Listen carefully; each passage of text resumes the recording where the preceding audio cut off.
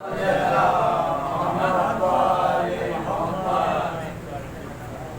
باللہ من الشیطان الرجیم بسم اللہ الرحمن الرحیم۔ کرم ہے چہارد معصومین کا اور خصوصی صدقہ ہے شہزادی کونین بنت رسول الثقلین مادر حسنین صدیقہ طاہرہ راضیہ مرضیہ حورہ انسیہ بطول جناب فاطمہ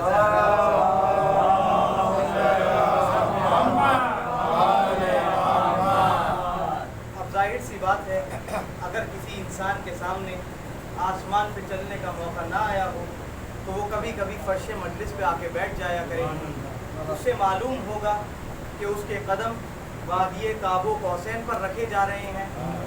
ایسا میں اس لیے نہیں کہہ رہا ہوں کہ اس میں کچھ تعلیل پائی جاتی ہے، مگر اس لیے کہ معصومین کی شرکت ہی تو آسمانوں کی سیر کراتی ہے۔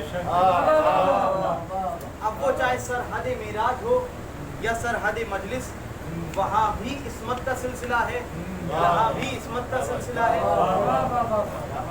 میں سلام کرتا ہوں آپ لوگوں کے حوصلے کو جو دنوں رات مجلس کر رہے ہیں، ایک عزا خانے سے دوسرے عزا خانے، ایک فرش عزا سے دوسرے فرش عزا پر، ایک گھر سے دوسرے گھر، اور ایسی حالت میں اور ایسے وقت میں بھی اپنی قوم کے زندہ ہونے کا ثبوت دے رہے ہیں۔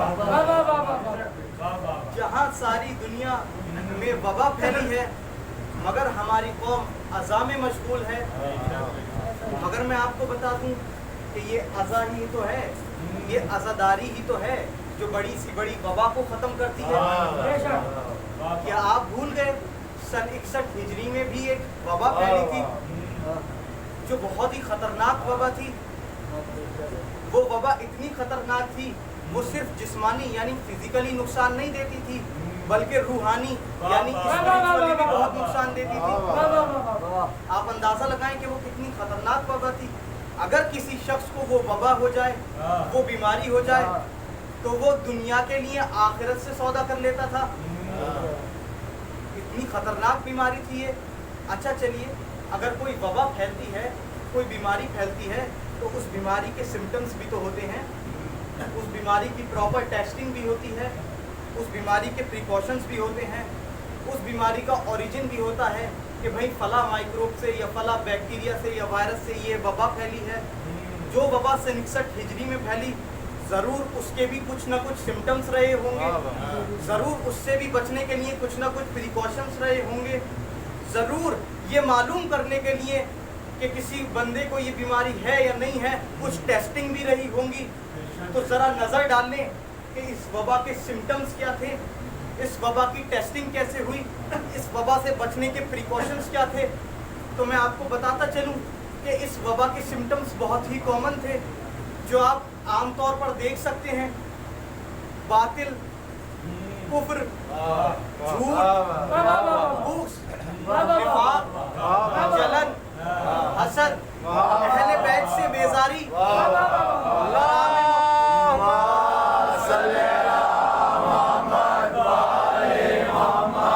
اہل بیت سے بیزاری، حلال محمد کو حرام کرنا ہے، حرام محمد کو حلال کرنا ہے۔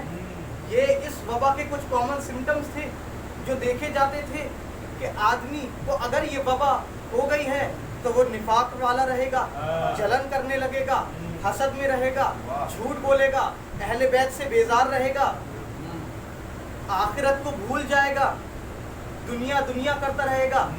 چلیے معلوم چل گیا کہ اس وبا کے، اس بیماری کے یہ سمٹمز تھے جس سے ہم پہچان لیں۔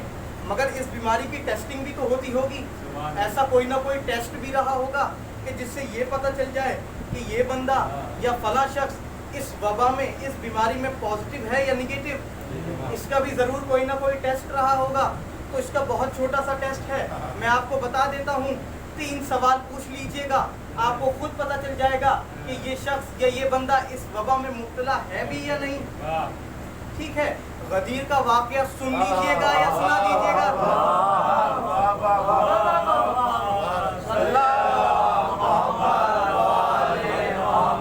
حسین و منی و انا من الحسین کا مطلب جان لیجئے دیجیے گا اور علی اور آل علی کی تعریف کر دیجیے گا. آپ کو معلوم چل جائے گا کہ یہ بندہ یا یہ شخص اس وبا میں پازیٹیو ہے یا نگیٹیو.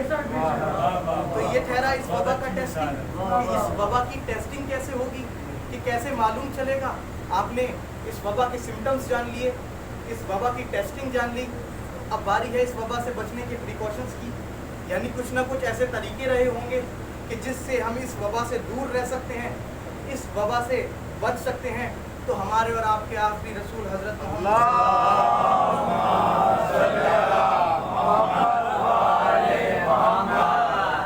تو دیکھیے رسول اللہ کو تو سب معلوم تھا, وہ آنے والے وقت سے بھی واقف تھے, گزرے ہوئے وقت کے بھی واقف تھے, اور جو وقت چل رہا ہے اس کو بھی خوب جانتے تھے. تو رسول اللہ نے اپنے آخری وقت میں کہا کہ لاؤ مجھے کاغذ و قلم دے دو.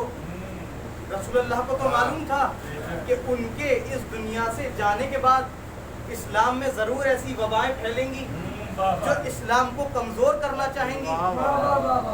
تو رسول اللہ نے اپنے آخری وقت میں کہا اپنے اصحاب سے کہ لاؤ مجھے کاغذ و قلم دے دو, میں تمہیں ان وباؤں کا جو پھیلیں گی اس کے پریکاشنز لکھ کے دے دوں گا, ان سے بچنے کی طریقے لکھ کے دے دیتا ہوں, ان وبا سے بچنے کی ڈیٹیلڈ ویکسین بنا کے تمہیں دے دیتا ہوں.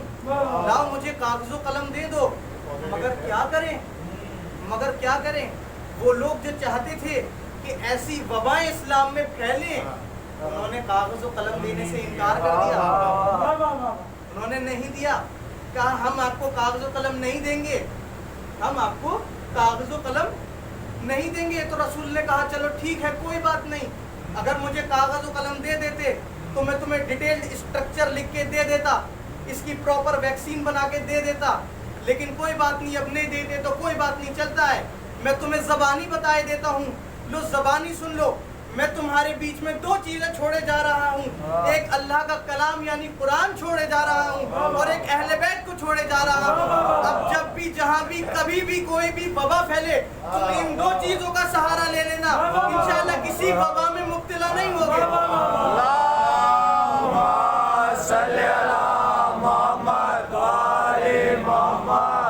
چلیے دیکھیے, آپ کو معلوم چل گیا کہ جو سن 61 ہجری میں وبا پھیلی تھی نہایت خطرناک وبا تھی, بہت ہی خطرناک وبا تھی.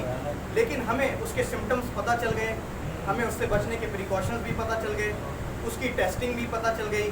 لیکن اب آخری سوال اور سب سے ضروری سوال, سب سے اہم سوال, کیا یہ وبا سن 61 ہجری میں ہی پھیلی؟ کیا یہ وبا سن 61 ہجری میں ہی پھیلی؟ تو کہا نہیں, یہ وبا سن 61 ہجری میں نہیں پھیلی. اس وبا کے اوریجن سن 61 ہجری نہیں تھا. سن 61 ہجری میں تو یہ وبا اپنے پیک پر تھی, اپنے چرم پہ تھی, لیکن یہ وبا سن 61 ہجری میں نہیں پھیلی.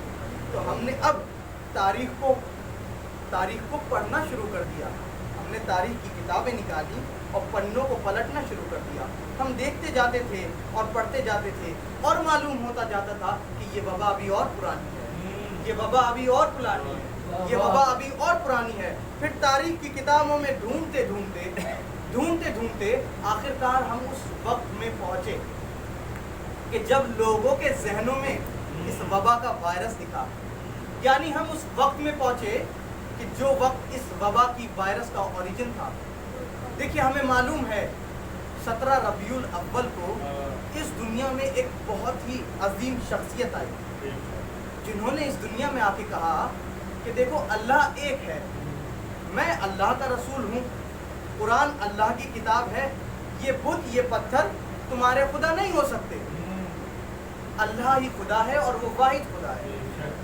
یہ بات سننے کے بعد عرب کے لوگوں نے سوچا کہ اب ہمارے بزنس کا کیا ہوگا, اب ہمارے سام کا کیا ہوگا, اب ہمارے لات کا کیا ہوگا, اب ہمارے منات کا کیا ہوگا, اب ہمارے حبل کا کیا ہوگا, اب ہمارے عکاظ کا کیا ہوگا, ہمارے بزنس کا کیا ہوگا, ہماری عیش و عیاشیوں کا کیا ہوگا. تو بجائے حقیقت کو قبول کرنے کے, یہ تھے عرب کے اڑیل, تو بجائے حقیقت کو قبول کرنے کے انہوں نے اپنے ذہنوں کے اندر ایک وائرس بنا لیا, ایک حسد کا, ایک جلن کا وائرس بنا لیا. یعنی یہ لوگ صحیح نہیں ہوئے. اس کا مطلب یہ اپنے آپ کو مسلمان دکھاتے تھے مگر جھوٹ کا سہارا لیتے. نفاق, بغض, کینہ, حسد, جلن, باطل. حلال محمد کو حلال کرنا ہے, حلال محمد کو حرام کرنا ہے, اہل بیت سے بیزار رہنا ہے. یہ چیزیں ہمیشہ ان کے ذہنوں میں چلتی رہتی تھی. تو یہ وبا کا اوریجن اس وقت کا ہے. مگر کیا کریں, رسول اللہ کے سامنے ظاہر نہیں ہو سکی. امام علی کی تلوار کو دیکھ کر بیٹھ گئے. رسول اللہ کے وقت میں ظاہر نہیں ہو سکتی. لیکن یہ وبا, یہ جلن, یہ حسد, یہ کینہ کبھی کم نہیں ہوا. جہاں انہیں موقع ملا انہوں نے وہاں بدلہ لیا. کبھی باغ فدق چھینا, کبھی بنت رسول کے اوپر جلتا ہوا دروازہ گرایا, کبھی امام علی کو مسجد میں ضرب لگائی, کبھی امام حسن کے جگر کے ٹکڑے کیے, جنازے پر تیر چلوائے. تو انہیں جہاں موقع ملا وہاں انہوں نے اپنا بغض, اپنا حسد, اپنا کینہ نکالا. لیکن کیا کریں, پھر سن 61 ہجری آئی کہ جب معاویہ مرا اور یزید نے حکومت سنبھالی. حکومت کے تخت پر بیٹھ کر یزید نے کہا کہ میں خلیفۃ المسلمین ہوں. ذرا غور کیجئے, وہ خلیفۃ المسلمین ہے جو مسلمان نہیں ہے. یزید کا حکومت سنبھالنا تھا کہ فحشائی عام ہو گئی, یہ وبا عام ہو گئی. حرام محمد کو حلال کہا جانے لگا, حلال محمد کو حرام کہا جانے لگا. آپ کو بتاتا چلوں کہ یزید کون شخص ہے. یزید وہی شخص ہے جو معاذ اللہ یہ کہا کرتا تھا کہ کوئی نبی نہیں آیا, کوئی وحی نہیں آئی, یہ سب محمد و آل محمد کا حکومت کے لیے کھیل ہے. ایسا آدمی تخت پہ بیٹھا تو فحشائی عام ہو گئی, یہ وائرس عام ہو گیا, یہ وبا لوگوں کو, لارج پاپولیشن کو ایک دم انفیکٹ کرتی جا رہی تھی. تو اب ضرورت تھی ان 2 پریکاشنز کی کہ جو رسول اللہ بتا کے گئے تھے ان کا سہارا لیا جائے. مگر کیا کریں, مال دے کر یزید نے ملا خرید لیے تھے جو قرآن کی آیات کا غلط مفہوم بیان کرتے تھے, جو من گھڑت حدیث بنا دیا کرتے تھے. تو اب اہل بیت میں سے امام حسین سامنے آئے اور کہا کہ ہم اپنے نانا کی امت کو بچائیں گے, ہم اللہ کے دین کو بچائیں گے. اور امام نے قیام کیا. امام جب کربلا کی جانب بڑھے تو امام نے ہر مقام پر یہی کہا کہ میں اللہ کے دین کو بچانے جا رہا ہوں, میں اپنے نانا کی امت کی اصلاح کے لیے جا رہا ہوں. تو دیکھیے اب اس سب بات سے ہمیں معلوم چلتا ہے, اب ہمیں معلوم چلتا ہے کہ کربلا کیا ہے, امام کربلا میں کیوں آئے, یعنی کربلا کیا ہے. جو وائرس اسلام میں چھپا ہوا تھا, یعنی اسلام میں چھپے ہوئے وائرس کو امام حسین نے کربلا میں آ کے دنیا کے سامنے ظاہر کر دیا. اب ہمیں کربلا کا اصل مطلب پتا چلا. اپنے وقت کی وبا کو ختم کرنے کا نام کربلا ہے, اپنے وقت کے وائرس کو ختم کرنے کا نام کربلا ہے. صرف عاشورے میں آ کے رونے کا نام کربلا نہیں, صرف محرم ہی ہمارے لیے عاشورہ نہیں ہے, بلکہ اگر صرف محرم ہی ہمارے لیے عاشورہ ہوتا تو یہ ہمارے امام کا قول نہیں ہوتا کہ کلو یومن عاشورہ کلو ارضن کربلا, ہر دن ہمارے لیے عاشورہ ہے, ہر زمین ہمارے لیے کربلا ہے. طے ہمیں کرنا ہے کہ ہم اپنی زمین, اپنے کربلا کے حسین جیسے ہیں بھی یا نہیں. تو یہ کربلا کوئی عام ایونٹ نہیں ہے, بہت خاص اور بہت امپورٹنٹ ایونٹ ہے جو اسلام میں پھیلا ہوا, بلکہ اسلام میں چھپا ہوا بہت خطرناک وائرس اور وبا ہے. اسے دنیا کے سامنے امام نے ظاہر کر کے ختم کیا. یہ کربلا ہے. دیکھیے ذکر لامحدود ہے, ذکر حسین لامحدود ہے, مگر وقت محدود ہے. عزادارو, آج امام حسین کا تیجا ہے, آج امام حسین کا تیجا تھا. امام حسین کربلا کے لیڈر ہیں, امام حسین کربلا کے لیڈر ہیں, مگر مولا عباس اس لیڈر کی بیک بون ہے کہ عباس میری کمر ہے. مولا عباس کی شہادت پر امام نے مرثیہ پڑھا کہ عباس تمہارے جانے سے کمر ٹوٹ گئی. عزادارو, یہ عباس کون ہے؟ بہت بڑا بھروسہ ہے عباس. सक्काए सकीना अब्बास, बेआसों की आस अब्बास। ये भरोसा हम कहाँ से लाए? ये भरोसा भी हम 1400 बरस पहले से लाए कि जब जनाब इब्राहीम बिन मालिक अश्तर, जनाब मालिक अश्तर के बेटे, जनाब मालिक अश्तर कौन? मौला अली के खास सिपाही, खास सिपह सालार। मौला अली ने कहा कि जैसा मैं रसूल अल्लाह के लिए था वैसा ही मालिक मेरे लिए है। जब हज़रत मुख्तार ने खुरूज इंतकाम मज़लूम लिया तो जनाब इब्राहीम इस इंतकाम में बराबर के शरीक थे। जनाब इब्राहीम मौला अब्बास के बचपन के दोस्त हैं, जैसे हबीब इब्न मज़ाहिर इमाम हुसैन के बचपन के दोस्त थे, ऐसे ही जनाब इब्राहीम मौला अब्बास के बचपन के दोस्त थे। अब कैद से रिहाई के बाद जनाब इब्राहीम करबला आते हैं, सहरा की लाल की कब्र को देखते हैं, तड़प जाते हैं, नौहा व मर्सिया पढ़ते हैं, गिरेबान चाक करते हैं। मगर अब रिवायत में लिखा है कि जब जनाब इब्राहीम बिन मालिक अश्तर अपने बचपन के दोस्त की कब्र की जानिब पड़े तो अब रोए नहीं, गिरेबान चाक नहीं किया, मर्सिया नहीं किया, बल्कि कब्र की जानिब जाकर बैठ गए, सीने की जगह पर हाथ रखा और कब्र को थामकर, कब्र की मिट्टी को थामकर कहा, है अब्बास, फातिमा का घर उजड़ गया अब्बास, ज़ैनब की चादर छीन ली गई अब्बास, अब्बास सकीना के तमाचे लगे अब्बास, अब्बास तुमने तलवार क्यों ना निकाली, अब्बास तुमने जंग क्यों ना करी। अब रिवायत में मौजूद है कि एक मर्तबा कब्र लरजने लगती है, आवाज आई कि इब्राहीम, ए इब्राहीम अब आए हो, काश आशूरा के वक्त आ जाते और इमाम से इजाजत दिलवा देते कि मौला अब्बास को जंग की इजाजत दे दीजिए। हाँ ज़ादारो, आशूरे के दिन जब भी कोई शहीद होता और उस शहीद का लाशा खेमों में आता तो नौहा होता। जब जनाब कासिम का लाशा खेमे में आया तो नौहा हुआ, वाह कासिमा, वाह कासिमा। जब जनाब अली अकबर का लाशा खेमे में आया तो नौहा हुआ, वाह अली अकबरा, वाह अली अकबरा। जब जनाब ओना मोहम्मद का लाशा खेमे में आया तो नौहा हुआ, वाह ओना, वाह मोहम्मदा। मगर मौला अब्बास का लाशा खेमे में नहीं आया, खाली अलम खेमे में वापस आया। अब बीवियों ने खेमे में अलम को लाशे की तरह बिछाया, अपने अपने सिरों की चादर लाशे पर रख दी। अब आज़ादारो, नौहा तो ये होना चाहिए था ना, वाह अब्बासा, वाह अब्बासा, मगर नौहा ये नहीं हुआ। क्या आपको मालूम है कि नौहा क्या हुआ? नौहा हुआ, वाह हुर्मता, वाह हुर्मता, अरे हमारी इज्जत, अरे हमारी चादर। हाँ ज़ादारो, आशूर के दिन एक ऐसा वक्त भी आया कि जब मेरा मौला तन्हा रह गया, जब मेरा मौला अकेला रह गया। और एक ऐसा वक्त आया कि जब शिमर ने कुन खंजर मौला के गले पे चलाना शुरू किया। अब रिवायत में मौजूद है कि जब पहली मर्तबा शिमर ने खंजर चलाया तो मौला ने कहा, बाबा।